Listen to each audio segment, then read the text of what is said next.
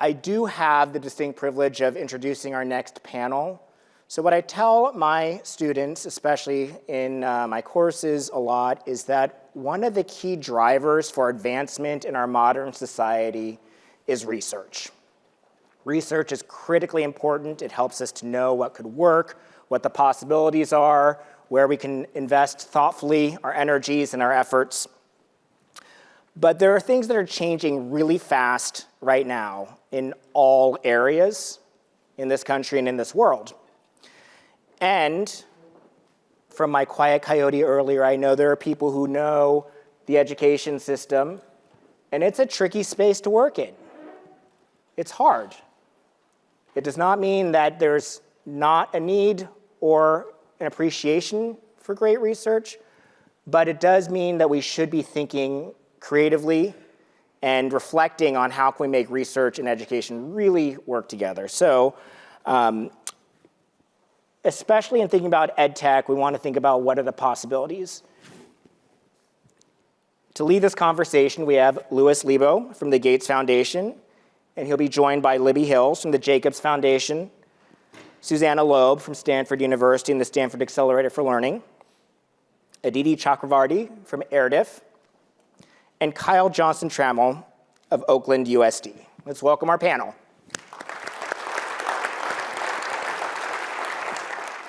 Hi, everyone. We have an exciting panel, an amazing group of panelists focused on education, research, and development this afternoon. I'm Lewis from the Gates Foundation. We have a great group, wide range of backgrounds, and I'm really excited to be here. So I thought I'd start with just a few minutes of a little bit of context on some of the themes that we'll touch on today. The first is that education R&D is notoriously underfunded compared to other fields. According to ALLI, the Alliance for Learning Innovation, federal government spending is just $28 per student on education R&D. And if you want to compare that to the military, the number is $37,000 per military service member on defense R&D. And that $28 number, by the way, is just 1.8% of federal student funding. Second point is that educators, researchers, and product and technology developers, they too often live in silos, don't speak each other's language, and the incentives in the system just aren't there to work together enough. Too often the system doesn't focus on historically underserved students, and the impact of this is that research isn't viewed as relevant by educators. Only 11% of decision makers demanded peer review research when making ed tech adoption decisions, and 52% of education leaders said that by the time research findings are published, they're no longer useful to me. Those are a couple stats that are a little on the older side, so I'd be curious if the panel has any newer reflections on those. Now, those thoughts are not true for this panel, and it's not true for this audience. Your being here, and this conference generally, is such a great example of an interdisciplinary group that's looking to work with each other and learn from each other. Now, of course, rapid changes are underway with technology. Much of this conference will focus on that. We'll probably say AI a few times on our panel today. It's reasonable, though, to be optimistic and skeptical at the same time. A lot of the AI work is exciting. Many of you raised your hands just a few minutes ago. But the truth is it hasn't yet had an impact on student learning at scale. And the history of ed tech is that this is challenging to have an impact at scale. And so even if we see a lot of potential, it's all of our job to make sure that ed tech is developed, researched, and tested rigorously with that in mind. And the last point I want to make is that education R&D has quite a bit of momentum. The importance is higher than ever. And we need not just more R&D, but we need to think about changes to the way R&D is done. So there's been a lot of innovative approaches to this lately. AERDF is one example, the Advanced Education Research and Development Fund. You'll hear from Auditi shortly. Levy is another example, the Learning Engineering Virtual Institute. AIMS is another project focused on innovative math solutions. And I've got acronym bingo that I can go on forever. You get 1 point for having heard of the acronym and 1,000 points if you know what it stands for. So there's SCALE and NSSA here at Stanford. Susanna will talk about that. NSF has its Vital Prize, which is an exciting program. IES has the ATS program, the UGAIN program. There's some generative AI in that one. CERNet, I'm sure there's plenty that I'm missing. And the point is, if you think back just 5 years ago, pretty much none of those programs existed. And so there is a lot of exciting momentum, and I'm excited to dig in. At the Gates Foundation, our K-12 program is focused entirely on math. And I was looking actually at an analysis of math R&D projects recently, not just ones that Gates has funded, but sort of at the field broadly, including government-funded ones. 2/3 stated that the project would have direct work with schools and districts. And in the same analysis, 60% identified a specific priority focus population, whether that's students with special needs, multilingual learners, low-income students, or Black or Latino or Indigenous students.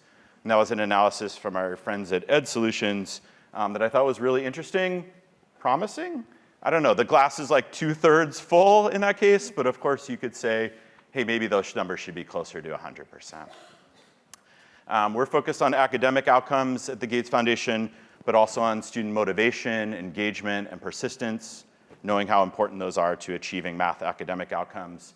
We're doing that with product research and development, as well as some infrastructure investments, including trying to make education research faster and cheaper and more effective, including some AI-specific ones on data sets and models and benchmarks. I mentioned that because there's a good team of us here from the Gates Foundation. Please say hi to us today. So anyways, there's lots to be happy about progress in the field, but I think as these folks will tell you, this work is incredibly hard, and there are many more challenges to go. And so that's a good moment to turn to our panel. They're an exciting group. We're going to dispense with formal introductions, but I'll go first to you, Susanna. Susanna, by the way, renowned education researcher here at Stanford, returned to Stanford last year after a stint leading the Annenberg Institute at Brown. She leads the SCALE initiative, which I mentioned, also founded the National Student Support Accelerator, NSSA, which I deem to be the de facto hub for research on tutoring. So Susanna, we'll start with you. What's the latest here at Stanford? And any thoughts on the comments that I shared? Where does education research need to push boundaries to ensure equitable access to high quality education? That's great, thank you. Well, Stanford's the place to be, clearly, since all of you are here today. I think it's also the place to be because right in this moment where we have so much change going on, it's really important to kind of keep our goals in mind. Like this movement happens, and sometimes that movement, markets, I'm an economist, I like to study markets, they lead to positive change sometimes, but not always. Like we look at social media and we say, it does have these great possibilities there, but there are also these real drawbacks, especially for children and for students. And so we need to keep the goals that we have in mind, and we need outside, kind of people who can spend a little more time thinking about this and really measuring and tracking how well we're making progress to those goals. And by goals, I mean things like we want students to thrive throughout their whole life, and we want them to have the educational experiences that lead to that thriving. And we want that for all students. We don't just want that for students from well-resourced families, and we don't just want that for students who are motivated and engaged in school right now, right? We really have to think about the broad range of students, particularly, I think, when we're in a position like this where there is both a great potential and a great change, and we don't want the change to get in the way. So I think places like Stanford that have the time and this kind of multidisciplinary look at what's going on can be really useful in tracking and kind of pushing what's going on naturally towards something that will help us reach our goals. Now, the way we traditionally do research, particularly effectiveness research, is not great for this kind of time when things are changing so fast. So often we set up a study and we make sure it's perfect and we test the effectiveness of some product, and 3 years later we get an estimate of it, and we take that as that's evidence about what works, and we should all then use that product. Well, by then, 3 years later, those products aren't even relevant. So I still think we need this really rigorous research that tells us how far we're getting towards our goals, but we need to do that fast and with this eye that this is something that isn't going to tell us what we need to do at every moment in the future, but that continues to tell us where we are, whether we're going in the right direction, how we should adjust, where those adjustments are needed. And in order to get there, I do think we need to build some infrastructure to get us there, and particularly partnerships. We need partnerships with schools, just like Lewis was saying. A lot of this work is being done in schools, and schools are how we're going to reach the vast majority of students. So we need those partnerships. And also with industry, and it's not just a one-time thing, but let's test it in this place with this form of the product, and then let's move this forward and see how we can get to the next one. And it's a question of effects on the things that we measure, and as all of you know, a big issue is use. Who's using it? How do we get use? How do we help schools and districts and teachers give access to the students to the things that will most engage them and most help them to thrive? So I'm super optimistic that we can get there, and I feel motivated by the kind of importance of places, government, philanthropy, and universities in really helping us track towards the outcomes that we all really want to see. So yes for research, yes for Stanford. All right, thanks. Excellent. Let's turn to Kyla, Dr. Kyla Johnson-Trammell from the Oakland Unified School District. You taught 4th and 5th grade, you said? 4th, 5th, 6th, and high school. Okay, so student everything. teacher, yes. All right. By the way, everyone on the stage, former teacher or current teacher. And we've got the range of grade levels too, elementary, middle school, high school, post-secondary. Kyla's superintendent for Oakland Unified. Thanks so much for spending some time with us today. She's been with the district for 25 years, superintendent for the past 8 years, which is an incredibly hard role. I'm sure that 8 years is quite a bit longer than average tenure. So thanks for your time today. How can education research be leveraged to address the unique challenges faced by urban school districts, especially in the context of rapid societal changes? Yeah, I actually think research is extremely important. And I was thinking on the way down here what my answer would have been in my first or second year versus where I am now in my career. And I like to use a lot Ron Heifetz's framework of leadership and the importance of adaptive leadership, because I really think that is the leadership needed for us to try to redesign systems at scale to really get to the learning that the students just spoke about, particularly for all kids and not just kids who have access. I was thinking my kids could have been up here doing the same thing. I think our students are so facile because they're digital natives. So all the things I think that freak us out, they're like, yeah, whatever, I've figured that out. They're constantly figuring out how to navigate. And I think the adaptive challenge is how to get us as adults on board. And so I think what I see a lot in education, particularly urban schools, is since the pandemic, I think 50% of the nation's largest school districts have turned over in leadership. And why is that important? This type of work requires cognitive space for you to be able to think and take a step back to do things differently, which is very different than the things you have to do as a leader, such as dealing with a crisis, manage your budget, all of the complicated technical skills that you actually have to have some level of automaticity around to have the space to be able to engage in conversations like this. So if you look at the tenure of who's leading our largest system, everyone is in their first to second year. And so I do think as research, and I want to name a couple of networks that I'm a part of that actually have researchers that I find incredibly helpful in accelerating your leadership to be able to lead the kind of technical part of leadership that Heifetz talks about, like being on the dance floor. And then spending more time, quickly being able to be on the balcony so that you can think about vision. You can think about how you build the capacity.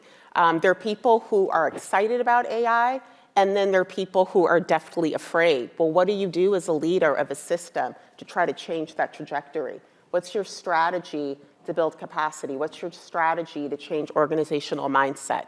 That's the balcony work that what I see now that I'm coaching newer superintendents.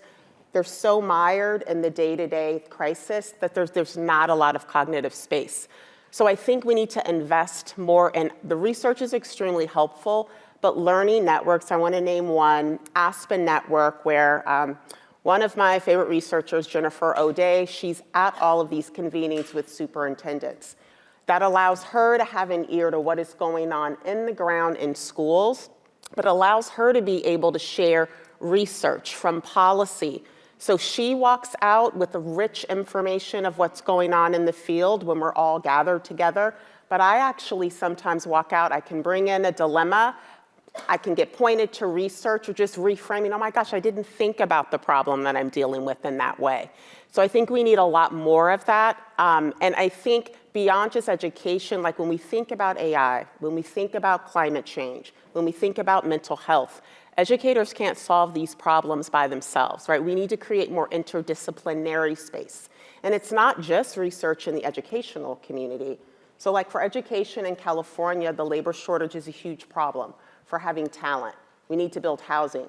Do you really want me to be the expert in affordable housing? No, you don't. You want folks where that is what they do for a living, with people who understand labor, with people who understand how the desires of the workforce, most folks getting into education or any field don't want to be there for 30 years, right? And so how do we think about incentivizing folks differently? So it's bringing people from a lot of different interdisciplinaries into one space with researchers so that people aren't waiting, again, like till the end of the study, but you're helping to change the hearts and the minds and accelerating kind of the proficiency of people who are leading systems, right, to have the skill, to have the courage to take risk, right, to figure out what are the strategies at scale. I'm positive in every single system, you can find a teacher, you can find a principal, you can find one person who is doing some wonderful things. That's never been the problem. But now we need to figure out how to do it at scale. And there is leadership research that we need. In closing, I want to say COVID, I think, was a wonderful period of time where we actually need research. What did we do? There are things that I know by instinct that I did that worked, but it would be wonderful, right, to be able to have somebody research this wonderful period of time where bureaucracy was actually incredibly nimble. Because everybody was like, we have to figure out how to educate these kids. And so people were willing to try different things that normally they'd say, nope, education code says I can't do this. This contract says I can't do that. And everybody was like, we have to figure it out. What was going on? What were those things that we can identify to be able to repeat them over and over, get better at doing things so that we can have more instances of state government, federal government, philanthropy, businesses, community-based organizations working together, right, to do something at scale. That's great, and I appreciate the broader definition of interdisciplinary that you brought up and would love to hear thoughts from others on the panel, but that's a good bridge to Auditi Chakravarty, the CEO of the Advanced Education Research and Development Fund, AERDF. Did I get that right? You did get that right. Okay, yeah. thank you. You named it, so. Auditi joined AERDF last year after 12 years at College Board, including several of the past few leading research there. And Auditi, AERDF has a unique model for education R&D. Tell us a little bit about that. And what role does interdisciplinary collaboration, to the points that Kyla was making, play in creating research that drives equitable learning outcomes? Yeah, thank you, Lewis. And so AERDF's model is, in fact, very much about this idea of interdisciplinary collaboration. So AERDF, what we've done at AERDF is create an infrastructure, a set of capabilities, and a capacity to promote interdisciplinary, advanced, inclusive R&D. And so what does that mean? Our research R&D program directors, they identify big problems or gaps that sit at the intersection of learning science, classroom practice, technology, and then they envision what could be possible 3, 4, 5 years down the road, 10 years down the road, 20 years down the road, if we could solve for those gaps. And then what they do is they, over the period of a 3 to 5 year AERDF program, they deploy resources and expertise against solving for those gaps. And if they're successful, and they're taking on big, and these are all research-based questions, but if successful, then they're unlocking new technical knowledge, new scientific knowledge that can lead to new products, capabilities, solutions that can allow us to really transform systems of learning. So this advanced inclusive R&D model is interdisciplinary, is at its core interdisciplinary in a couple of ways. So one way we talk about the interdisciplinarity is the cross-sector collaboration that, we've been talking about, which is that these programs involve the collaboration among researchers who have expertise in the particular domains, educators. The problems are identified close to where the problems exist in schools with communities of teachers and learners, so they are part of the R&D. And then, of course, the product developers, the people who can apply the technology to buildings. So this inclusive R&D process is certainly one of the things we've learned about interdisciplinarity that's really effective. It allows us to ensure that we're really identifying problems that are real. The involvement of educators and learners from the very earliest stages ensures that we're able to kind of get to sharper problem definition, and also that over the course of a multi-year R&D program, you're working iterative cycles where you're simultaneously researching for usefulness, usability, and relevance as you are researching for effectiveness. So you're kind of short-cutting. Instead of doing these things in a linear fashion, you're doing them in parallel and can get to some things faster. But the other way that we've learned that interdisciplinary work is really powerful in this space, and I don't know how much this was, it must have been, it's intentional by design, but I don't think we realized the full promise of it until we've seen it in action in some of our programs, is the interdisciplinary work across research disciplines that is inherent to each of our programs. So I'll use one example from one of our programs, Reading Reimagined, which is a program where the program director is focused on addressing the challenges of foundational literacy skill building for older elementary readers and finding new ways to assess, define, measure, and intervene and have more powerful impact on foundational literacy skill building. And so as part of that program, we have Dr. Jason Yateman. Is Jason here? I thought I saw him earlier. Jason might be here. So Dr. Jason Yateman, who is a neuroscientist here at Stanford, who has designed a really efficient, effective, AI-driven assessment tool that can much more quickly measure students' decoding skills, and partnered with Dr. Julie Washington, who is a speech and language pathologist. And she is able to work with Jason on ensuring that this highly efficient assessment tool is also really fair, unbiased, and effective for learners who had different dialects, different cultural backgrounds, different linguistic backgrounds. And so Jason and Dr. Washington are working together as part of this coordinated research project. Given their respective disciplines, they might never have met before. They might never have worked together. They'd be pursuing their own areas of work. It's the construct of the program that's aimed at solving one singular problem that creates the motivating force to say, you're working together to solve that problem. And so I think one of the things that we've really learned, and I think is a practice that I think is so important for all of us in this field, and clearly this is something a lot of you in this room are thinking about, is start with the problem.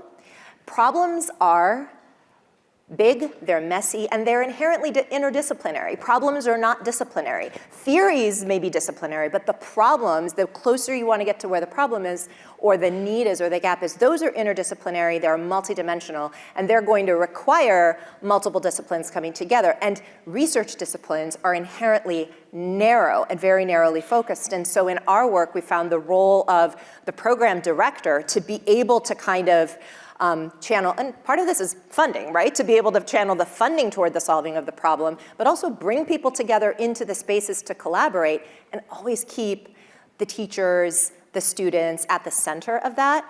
And the bigger the tent, the better, and that's also hard. The big tent approach is hard. You've got to think about things like power dynamics and different languages with which people of different, let alone different sectors, different research disciplines, different methodologies they're accustomed to, different languages that they use.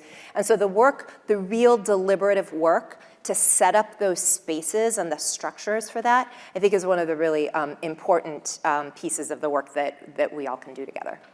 That's great. Thanks, Auditi, and thanks for all the concrete examples as well. It's exciting work. Let's turn to Libby. Libby Hills from the Jacobs Foundation.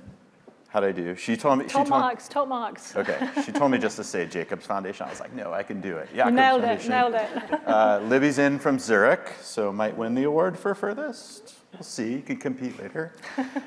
She co-leads a global ed tech investment portfolio at the Jacobs Foundation, and you have a podcast too, yeah? I do. Make sure Yes. we'll plug. Called What's Ed it called? Technical. Yeah. What's it called? Ed Technical. Okay, fantastic. So you make strategic investments in ed tech funds and in academic centers. And so what's your perspective on how can education research stay ahead of the curve to ensure that technological advances are effectively translated into classroom practices? Yeah, great question. So before answering the question, I'll just put the work we do in context a little bit. That'd be great. So the Jacobs Foundation, so we're a Swiss family foundation, exclusively focused on education, and we really care about evidence. And so for me, that looks like how can we promote more evidence in the ed tech space? And to do that, we make investments in venture capital funds, all ed tech funds, I think a few of whom are here today, which is great. We work with funds and with companies to try and improve the status quo when it comes to how many companies have a piece of evidence. And by evidence here, I'm talking about evidence of what works, which a few of the entrepreneurs we were hearing from this morning in the pitch session highlighted as being, front of mind for them. So that was music to my ears to hear that. But in terms of that status quo, so we did a piece of analysis a few years ago that looked across K-12 companies, which is our interest area. And so how many actually have a piece of evidence? People talk a little bit about the issue in the space. There's not enough evidence of what works, but what's the actual number?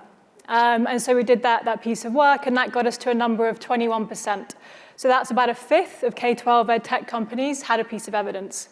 And we think it would be great if that number was a bit higher. So we've been doing some work on that.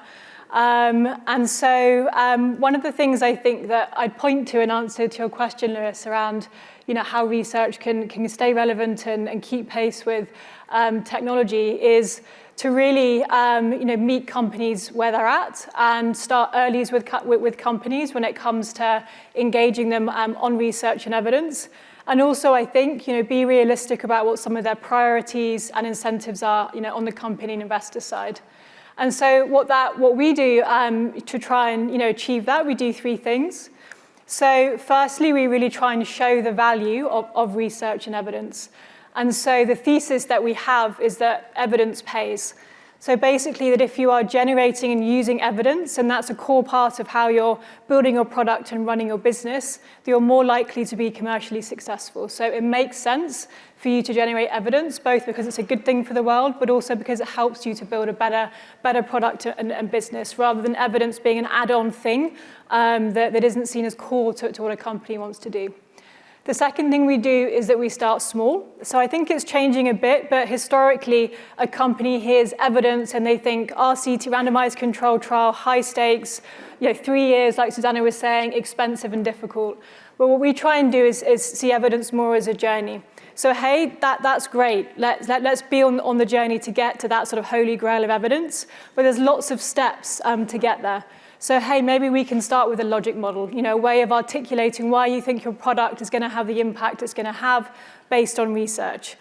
Maybe that's our starting point, and then there are lots of steps in between.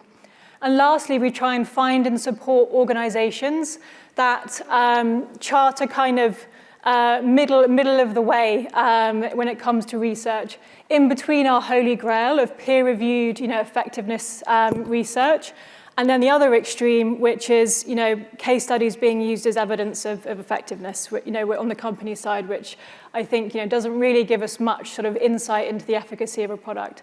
So hey, what about this sort of middle of the way here with organizations, research organizations that are really well suited to partnering with ed tech companies that can work at the pace that a company needs them to work at, and that can provide some of these kind of services that might really help companies sort of build their products effectively. So some of this work that we're doing, we think's got some promise. So that 21% is now 30% a couple of years later. So obviously, we can't attribute all of researchers here on the panel, not attributing all of that to us. But we think that's one data point to think that there's some positive shifts on the company side in terms of engagement and generation of evidence and research. All right, that's great. So with a 40-minute panel, we move quickly into quick hitter mode here. I just want to leave space for you to react to each other on anything that you brought up. And we'll go also to the audience for like 1 or 2 questions in a moment, so get your questions ready. But any reactions to what each other said, or just to this general topic? Look, technology changing fast, society changing fast. How can education research remain relevant and be impactful? I'd love to build on something that you said, Kyla, that I've not heard said that way before, and I thought was really interesting when you made the comment about what COVID allowed for schools in terms of just kind of letting go of a lot of the bureaucracy, as you used it, and being able to just try things. And I think that is a really powerful example that might address one of the challenges that we see in trying to do inclusive R&D in partnership with schools. So part of our work is engaging very closely with schools and school partners and looking for folks who care about the problem we're trying to solve and are able and willing to kind of give up a little bit of the, the structure and the requirement, and here's what I need to by the end of this year, to be in it for this kind of iterative journey, and that can be experimental, and there's co-design work, and that takes time for teachers, and that's something that we deeply respect, and also know that it takes time from other things, and not everybody can engage in that way. And so one of the things I've been thinking a lot about, I think a lot about incentive structures generally. You mentioned it. I think we can get into talking more about that. But what are those incentive structures for schools, for school leaders, for teachers themselves to be at the table, not as people whom research is done to, but who are actually helping to lead and have agency in that process? And that's something that I think that idea of what flexibility that looks like, and how leaders, like amazing leaders, can create that kind of space is something I'm really interested in thinking about as we do this work together. Yeah, I mean, I'll say I think that's where my dream world, right, is that our government right now would invest in this level of innovation. Because I think, again, with bureaucracy, it's set up to try to do as well as you can with what's already been created. You're not incentivized to create something new because you're climbing up Mount Kilimanjaro, right? So if you're a new leader, you're trying to do that. You're still trying to build the muscle, right? There's so much, if you think about if you have gun violence or if you're dealing with mental health, if you're a new leader, you're spending so much cognitive space figuring out the technical pieces that there's little left to do that unless it's incentivized. It's also a wonderful place for philanthropy. Because another place, particularly now, is financially, you tend to not have that infrastructure to invest, right, in that, in bureaucracy, which is so important. I just can't underscore the learning that's needed at every level. Students are ahead of us, but teachers, principals, particularly the further you get from schools, it's harder to kind of disrupt practice, and I think that is where research is needed. But having some of those outside investors to create that new place for learning, I think will be incredibly helpful to move at an accelerated pace. That's great. Just one thing. Yeah, please. So just on Libby, one way to think about, you went from 21 to 31 or 20, something like that %. But my hope is that the research that we do on each of those is useful not just for that particular product, but tells us something about what's needed and what's worked. Mm-hmm. And so if we can think about the research that way, that what do we learn? We might learn that it didn't work, but really it didn't work in that particular place that you put it in, and maybe it was in a context kind of thing. But maybe it did work, and what you learned was it worked particularly because it did something that engaged students in different ways than we did it before. And that can be applied across this product as it develops, but also to lots of other products. So I just love to see research in this kind of, all of it contributes to our general knowledge. That's great. All right, I think we have time for one audience question. I'm impressed that there is a practitioner on a panel about research. You deserve congratulations for that.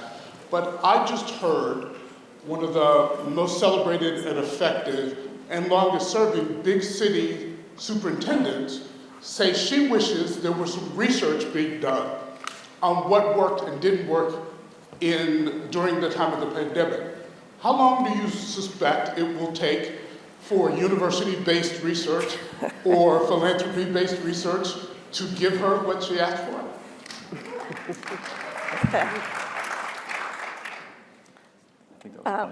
I think there is research out there actually about things that work during the pandemic. I've been doing a lot on high-impact tutoring, and I think we got a lot of evidence during the pandemic that you can both engage students more, make them, if you create a relationship where they feel supported and they can be successful, that increases their attendance, and they stick with it and they work on the subject with good pedagogy. You can improve reading and math as well. So I think we have gotten some evidence over the pandemic.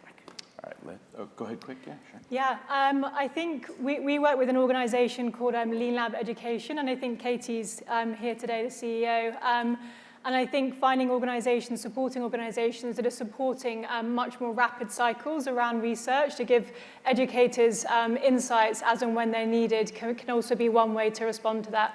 I know Katie and her team have been speeding up their cycles even more to respond to questions that educators have at the moment around AI.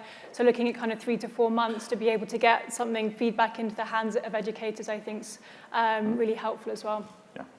All right, let's take a last quick one, and then I'm going to finish by asking each panelist for one thing they're excited about. Thank you. Good afternoon. My name is Julian Thompson. I work for the United Negro College Fund, where we're building HBCUV, a new online learning platform built by and for HBCUs. As we've built out our product roadmap, we've been particularly enthralled lately by the concept of experiments as a service infrastructure, the concept that you can use existing education technology tools and really evolve or advance them so that as students are participating and using those tools, you can simultaneously conduct research on student success and other elements of their educational experience. Can you share a little bit about how you're thinking about experiments as a service infrastructure and how that work will evolve? Well, I love that, and it's just kind of what we were talking about, trying to do research in real time and ask questions. It doesn't have to be, is this product effective? Is it more effective to try things this way or that way? What really supports students to give them the kinds of opportunities that they need to learn? So I think what you're doing is terrific, and I do think there's a lot of A/B tests that go on in industry anyway, and I think what we really want is from some of those A/B tests to give us all information and to really be, again, looking at our goals on the outcomes that we really care about for students. Yeah, I mean, I think I love that you're doing that, and it actually speaks to something that we could do a whole panel on, which is all the different analytic techniques that can be brought to bear to get to kind of high quality evidence. And Libby started to talk a little bit about how you do that. And I think rapid experimentation that is enabled by lots of students on a platform is one of the ways to do that. One way we've approached that is in each of our programs, really setting up by running multiple projects simultaneously at the same time. We're able to do some of that kind of iteration and variation and then see what we learn and put those things together. So it's a different form of rapid experimentation, but it has effectively the same results that it can get you to places faster. So the previous example I gave of Julie and Jason collaborating, they were working on different projects, but through those, we were able to say, let's pull them together. Our EF Plus Math program is a great example, right? EF Plus Math started with 11 different teams that were running their own projects, but then the program team said, okay, so you two work together on this particular initiative. And so being able to kind of rapidly iterate and bring and match interdisciplinary teams together is one of the ways that we've approached that. And it's a technical and platform infrastructure thing, but it is also a cultural and collaborative infrastructure thing to create those kinds of spaces where that kind of iteration happens really, really quickly and that you can pivot based on what you're learning. All right, the clock is winding down. I'm here. Let's finish with one thing that you're excited about to close this out. Why don't we go reverse order this way with Libby starting. Yeah, great, I get to start. So something I'm really excited about is the possibilities we have now to collect and make use of classroom talk. So I think that where technology is at the moment with automated speech recognition, large language models, I can just see lots of exciting possibilities for being able to give teachers more useful feedback during their lessons, to help facilitate and enable better group work in lessons, and also some assessment possibilities. So I'm really excited about that space at the moment and looking forward to seeing how it evolves. Thanks, Libby. Auditi? Yeah, I mean, one thing I've been thinking about and that I'm really excited about is moving the definition of learning from something that happens in classrooms and schools to all of the other spaces in which it happens, and to think about the tools and capabilities and the research and what we're doing in that way as well, and how might AI and technology enable that, but other aspects of systems. And so really thinking beyond the school to all of the places that learners are learning. I mean, learning is 24/7, and so how might we really adapt and expand some of these models to take that into consideration? Kyla? Yeah, I'm excited about, to your point, tutoring, and we have this wonderful partnership with Eat, Learn, Play. We've been investing in Tier 3 tutoring, and we're actually using AI tutors, and we're collecting data, and we're seeing some great gains with students who've been struggling. So I'm really excited to just really figure out, back to adaptive leadership, how to build the infrastructure to do that faster and at a greater speed. I guess I'm excited by the possibility of this kind of ability to process vast amounts of information so that we can finally really differentiate schools and experiences to each student's needs so that they can each have kind of a joyful education experience where they can feel successful and really develop the capacities that they need to thrive. Well, I'm excited to see all of you in a packed house, and I hope you'll find someone today from a totally different discipline and get to know them a little better. Let's give thanks to our amazing panel.